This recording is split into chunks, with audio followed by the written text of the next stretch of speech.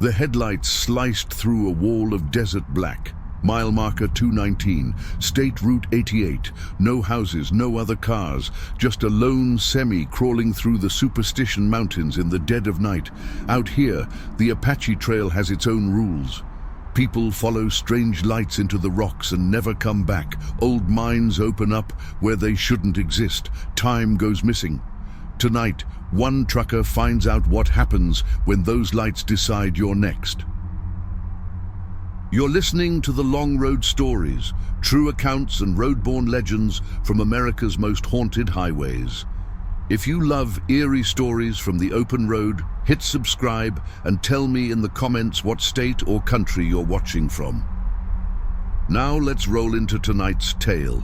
The miners of the Apache Trail. It started as a routine haul. Our driver, we'll call him Ray, though that's not his real name, had been driving 18-wheelers for nearly 2 decades. He knew every interstate from San Diego to Albuquerque, every truck stop, every way station, every shortcut that could save him 20 minutes or 2 gallons of diesel.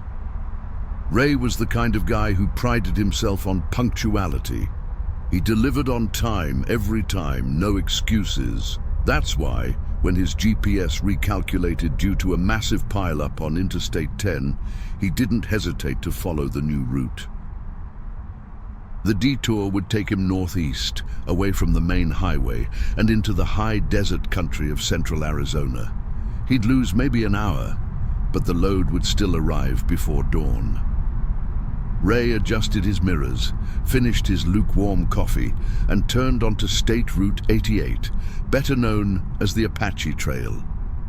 The road started smooth enough, paved and wide, winding through saguaro forests and rocky hillsides, painted silver by the moon.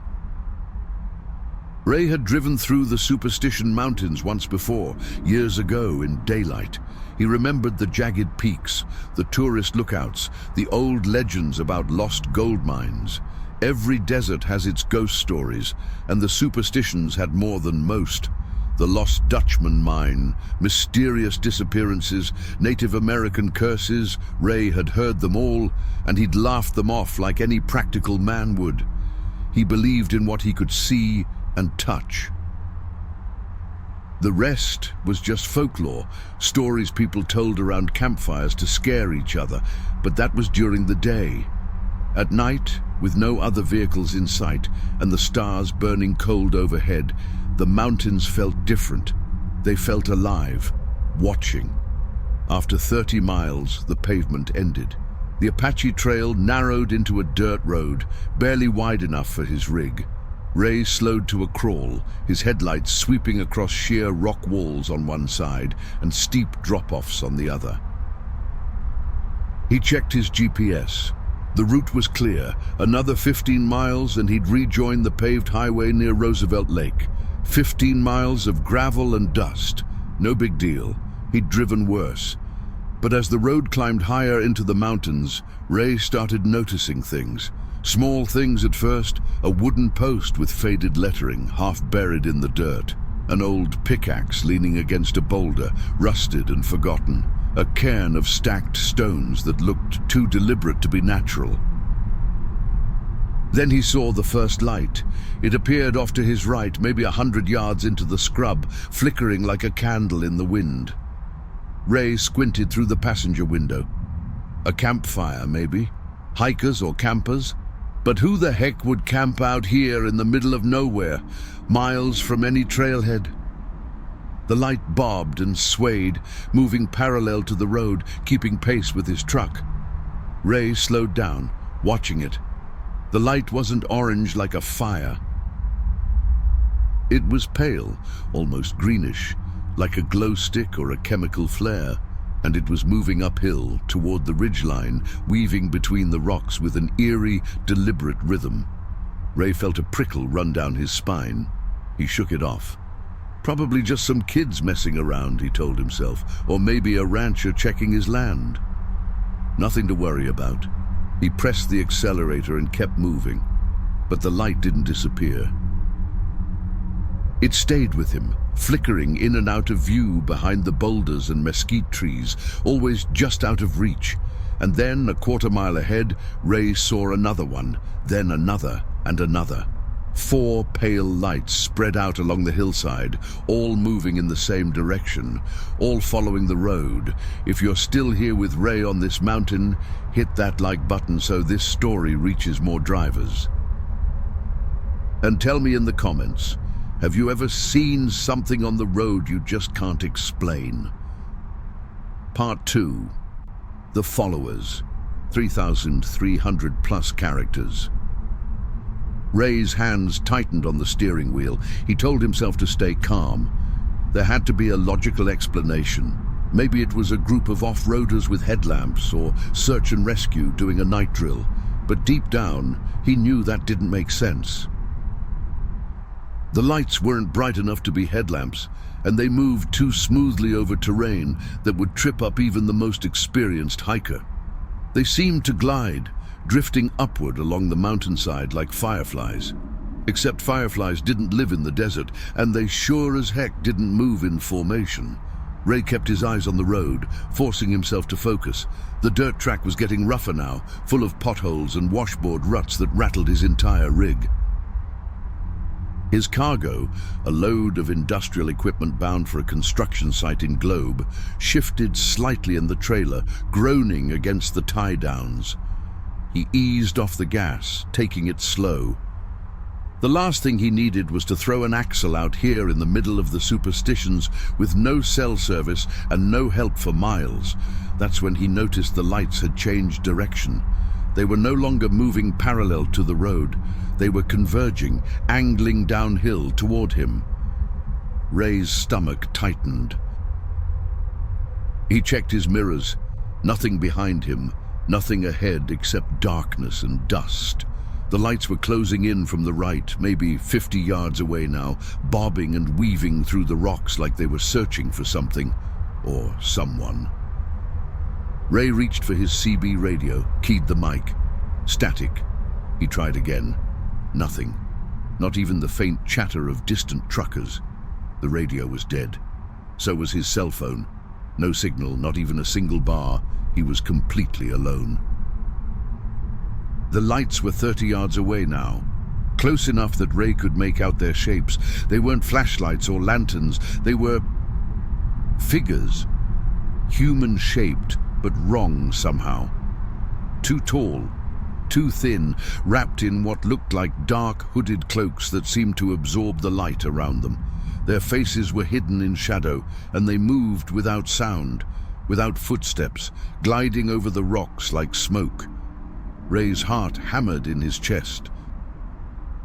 Every instinct screamed at him to floor it, to get the hell out of there. But the road was too narrow, too treacherous. One wrong move and he'd send his rig tumbling down the mountainside. So he kept driving, slow and steady, eyes locked on the road ahead, trying not to look at the figures closing in on his right. They were 20 yards away now. 15.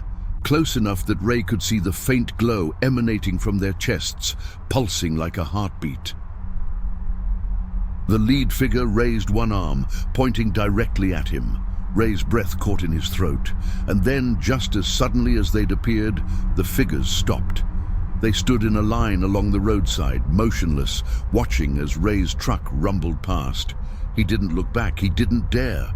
He just kept driving, hands white-knuckled on the wheel, praying that whatever those things were, they'd let him go. But they didn't let him go.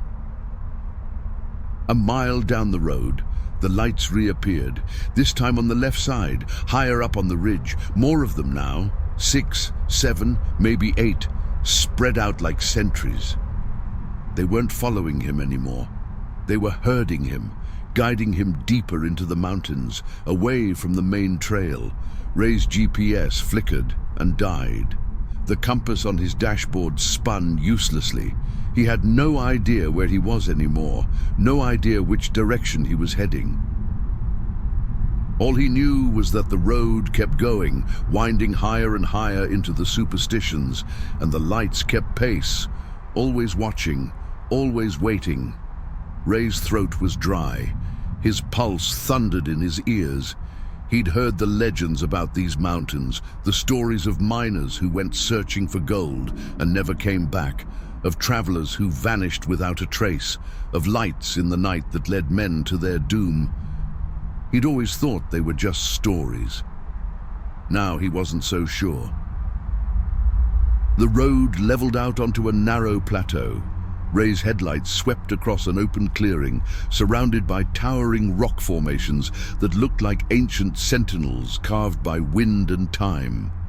In the center of the clearing stood the skeletal remains of an old wooden structure, a mine head frame, its timbers bleached gray by decades of sun and wind. Rusted metal cables dangled from the crossbeam, swaying gently in the night breeze. The entrance to the mine itself was a black void cut into the mountainside, half collapsed and choked with rubble. A hand-painted sign, faded almost to illegibility, hung crooked on a post. Danger, no trespassing, unstable ground. Ray stopped the truck. His engine idled in the silence, the only sound for miles. The lights were gone. The figures had vanished. For a moment, Ray thought maybe it was over. Maybe he'd imagined the whole thing. But then he saw the tracks. Bootprints, dozens of them, crisscrossing the clearing in chaotic patterns. Some led to the mine entrance, others circled the old headframe. A few ended abruptly in the middle of the dirt, as if whoever made them had simply disappeared mid-step. Ray grabbed his flashlight from the door pocket and climbed down from the cab. The desert air was cold, biting through his flannel shirt. He swept the beam across the clearing, illuminating the prints. They were old, months, maybe years old, but something about them felt fresh, urgent. He walked slowly toward the mine entrance, his boots crunching on loose gravel. The beam of his flashlight cut through the darkness, revealing a tunnel that stretched back into the mountain, its walls shored up with rotting timbers and rusted rail tracks. The air coming from the mine was cool and damp, carrying a smell like wet earth and something else. Something metallic, like old blood or rust, or both. Ray stopped at the threshold. Every rational part of his brain told him to turn around, get back in the truck, and find another way out. But curiosity, or maybe something darker, something he couldn't name, kept him rooted in place. He'd heard the stories about the Lost Dutchman mine, the legendary gold deposit hidden somewhere in these mountains. Thousands of people had searched for it over the years. Some claimed to have found clues. Most found nothing. A few never came back. Was this it? Was this the mine that had swallowed so many treasure hunters? Ray didn't care about gold. He cared about answers. He cared about understanding what the hell he'd just seen on that road. So he stepped inside. The tunnel was narrow, barely wide enough for one man to walk upright. The walls glistened with moisture, and the floor was littered with debris, broken tools, shattered lanterns, scraps of cloth that might have once been clothing. Ray moved deeper, his flashlight beam bouncing off the rough stone. He could hear water dripping somewhere in the darkness, echoing off unseen chambers. Then he heard the voices, faint at first, like whispers carried on the wind, but there was no wind down here. The air was still, heavy, pressing in on him from all sides. Ray stopped, straining to listen. The voices grew louder. They were speaking in a language he didn't recognize, guttural, rhythmic, like a chant or a prayer. And they were coming from deeper in the mine. Ray's hand trembled as he aimed the flashlight down the tunnel. The beam reached maybe 20 feet before the darkness swallowed it whole. He took another step, then another. The voices grew clearer now, overlapping, rising and falling in a strange hypnotic cadence.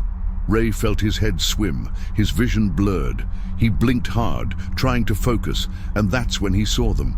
Shadows moving along the walls. Not cast by any light, but alive, shifting and writhing like smoke. They had the shapes of men, hunched, twisted figures dragging pickaxes and shovels, their heads bowed, their movements slow and labored. Ray stumbled backward, his heart pounding. The shadows didn't stop. They kept moving deeper into the mine, as if they hadn't noticed him, or as if they didn't care. Ray turned and ran. He didn't think. He didn't look back. He just bolted for the entrance, his boots slipping on the loose gravel, his flashlight beam bouncing wildly off the walls.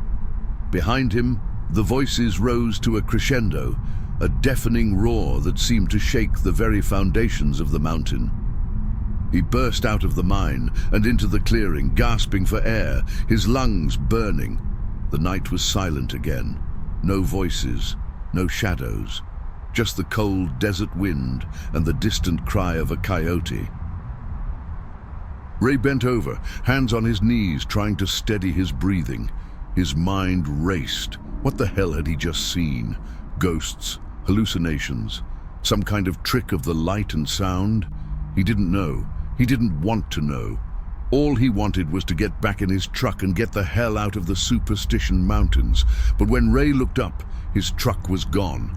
Not moved, not hidden, gone. The clearing was empty.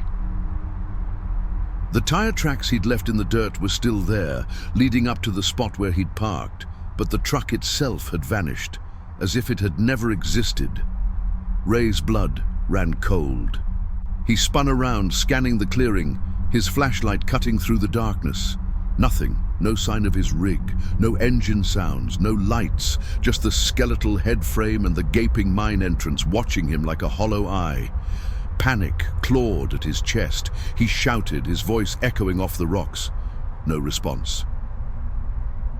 He ran to the edge of the clearing, searching for tire tracks leading away, searching for any sign of where his truck could have gone.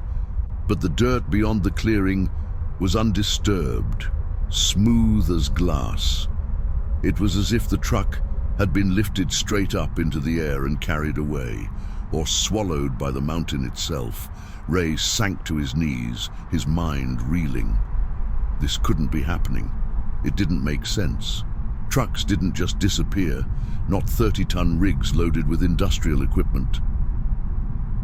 Not in the real world, but the real world had stopped making sense the moment those lights appeared on the hillside. Ray forced himself to think. He still had his flashlight.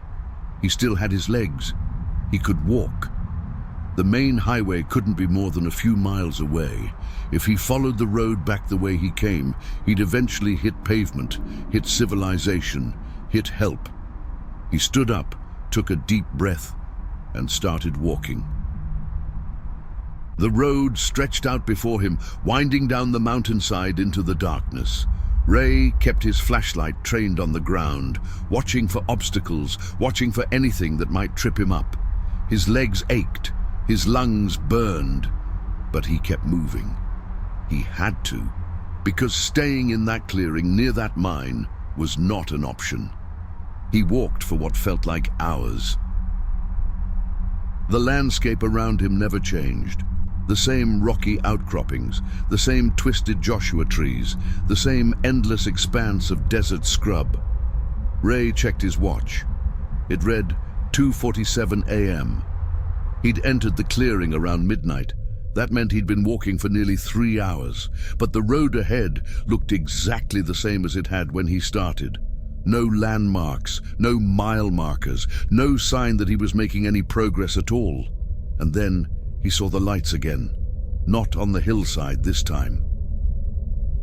Not on the road. They were behind him, back in the direction of the clearing, a line of pale, flickering lights moving slowly, steadily, following his trail. Ray's stomach dropped. He broke into a run, his boots pounding the dirt, his flashlight beam jerking wildly. He didn't know where he was running to. He just knew he had to get away. But no matter how fast he ran, the lights kept pace, always just out of reach, always closing in. And then the road ahead split. Two paths diverging into the darkness. Ray skidded to a halt, gasping for breath. He aimed his flashlight at each path. They looked identical, narrow dirt tracks winding into the rocks. No signs, no markers, no way to tell which one led to safety and which one led deeper into the mountains. Ray chose the left path. He had no reason for it, no logic, no gut feeling. It was pure chance. Or maybe it was fate. He stumbled forward, his legs heavy as lead, his mind foggy with exhaustion and fear. The path wound upward, climbing back toward the ridgeline. Ray's lungs screamed for air, his vision swam, but he kept moving, one foot in front of the other, because stopping meant giving up. And giving up meant whatever was behind him would catch up. The lights had disappeared again, but Ray didn't trust the darkness. He didn't trust the silence. He didn't trust the mountains. After another hour, or maybe it was 10 minutes, time had lost all meaning. Ray crested a rise and stopped dead in his tracks. Below him, bathed in the cold glow of the moon, was the clearing. The same clearing he'd left hours ago. The same skeletal headframe, the same mine entrance gaping like a wound in the mountainside, and parked in the center of the clearing, exactly where he'd left it, was his truck. Ray's mind reeled. It wasn't possible. He'd been walking for hours. He'd put miles between himself and the clearing. He'd taken a different path, but here it was, as if the mountain had looped him back, as if the road itself was alive and refusing to let him leave. Ray stumbled down the slope toward the truck, his legs nearly giving out beneath him. He yanked open the driver's door and climbed inside, slamming it shut behind him. The cab smelled like diesel and stale coffee, familiar and comforting. Ray turned the key. The engine roared to life, steady and strong. His GPS blinked on, showing his location, somewhere on State Route 88, exactly where he'd stopped. Ray didn't care how or why. He just threw the truck into gear and hit the gas, tearing out of the clearing in a spray of gravel. He didn't look in the mirrors. He didn't look back. He just drove. The road unwound before him, winding down the mountainside. Ray pushed the rig as fast as he dared, the suspension groaning over the rough terrain. The lights reappeared, on the left, on the right, ahead and behind, surrounding him in a glowing net. But this time, Ray didn't slow down. He didn't stop. He just kept his foot on the gas and his eyes on the road, barreling through the gauntlet of pale, flickering figures that lined the trail. They reached for him as he passed, their long, shadowy arms stretching toward the cab, their faces hidden beneath dark hoods. Ray felt the temperature drop. Ice crystallized on the inside of his windshield. His breath came out in white clouds. The steering wheel was so cold it burned his hands, but he didn't let go.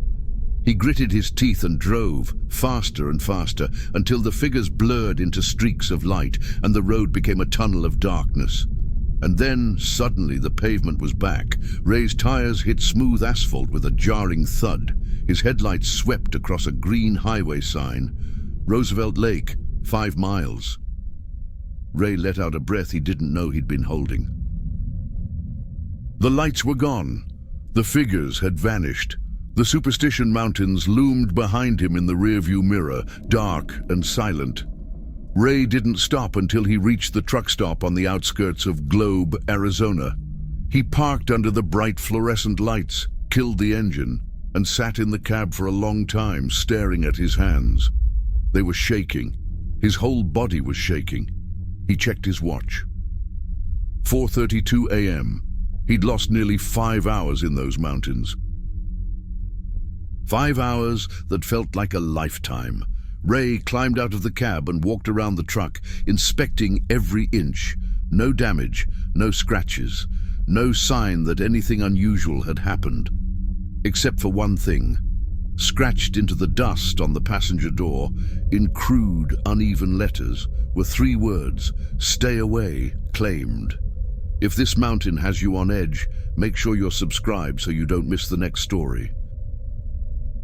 And tell me in the comments, would you ever drive the Apache Trail at night after hearing this? Ray reported what happened. He called his dispatcher, tried to explain the detour, the lost time, the impossible loop. The dispatcher was sympathetic but skeptical. Equipment malfunctions, he said, fatigue. Maybe Ray had dozed off for a few minutes, dreamed the whole thing. Ray didn't argue. How could he explain what he'd seen? How could he convince anyone that the road had looped back on itself, that his truck had vanished and reappeared, that shadowy figures had herded him through the mountains like prey? So he kept quiet. He finished his route, delivered his load, and took a week off to clear his head. But the mountains didn't let him go. Night after night, Ray dreamed of the clearing, the mine, the pale lights moving along the ridgeline. He heard the voices, chanting in that guttural, rhythmic language. He felt the cold seeping into his bones, and every time he woke, drenched in sweat, he found himself reaching for his keys, as if some part of him wanted to go back, as if the mountains were calling him. Ray never took State Route 88 again.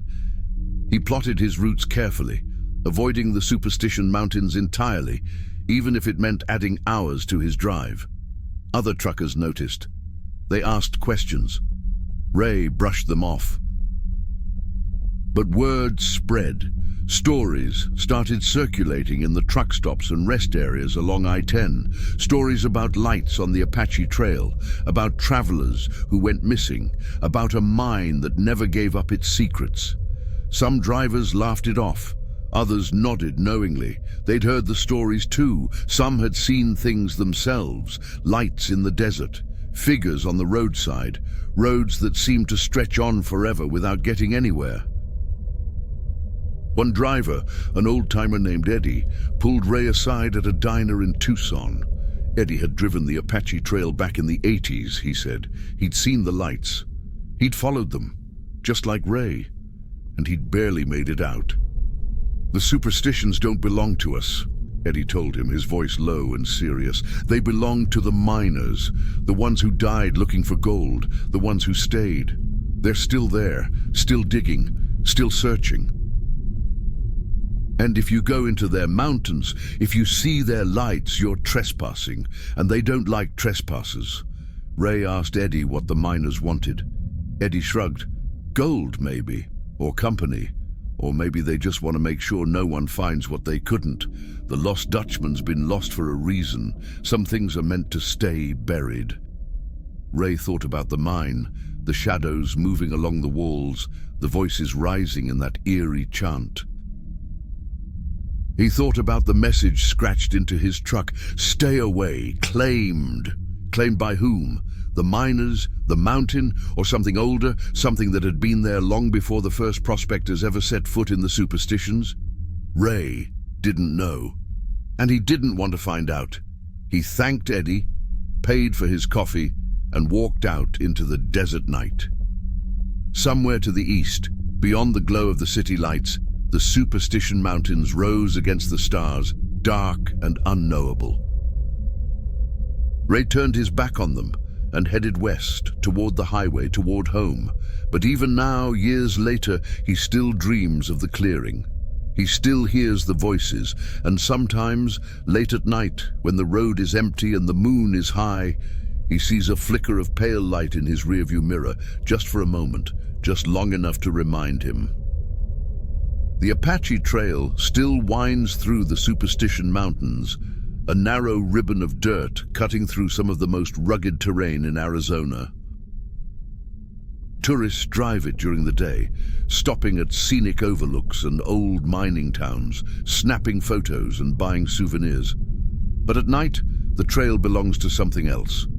Rangers occasionally find abandoned vehicles along the road, keys in the ignition, doors left open, no sign of the drivers. Hikers report lights moving through the hills, voices carried on the wind, shadows that follow them until they leave the mountains. And every few years, someone goes missing.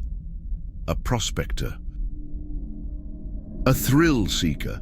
A trucker taking a shortcut. They vanish without a trace, swallowed by the desert and the stone. Are they lost, or have they been claimed? No one knows. And maybe that's the point. Some places don't give up their secrets. Some places don't want to be understood. They just want to be left alone. And the Superstition Mountains, with their lost minds and restless spirits, are one of those places. The Superstition Mountains keep their secrets well. Whether Ray encountered ghosts, hallucinations, or something beyond our understanding, we may never know. But his story joins countless others from the Apache Trail, stories of miners who never returned, of lights that lead travelers astray, of a mountain that claims those who venture too deep. Some say the lost Dutchman mine is still out there, waiting to be found. Others say it's already claimed too many lives, and it's better left lost. One thing's for sure. If you ever find yourself driving through the Superstitions on a dark desert night and you see pale lights flickering along the ridgeline, don't follow them. Don't stop. And whatever you do, don't go looking for the mine. Because some treasures are cursed, and some roads are meant to stay forgotten. Stay safe out there, drivers. And remember, not all who wander are lost, but some wish they were. Thanks for riding with the Long Road Stories. If this tale gave you chills, subscribe, drop a like, and share it with someone who loves a good mystery drive. Now tell me in the comments, what's the strangest thing that's ever happened to you on a lonely road? I read every single story. Until next time, keep those wheels turning and your headlights bright.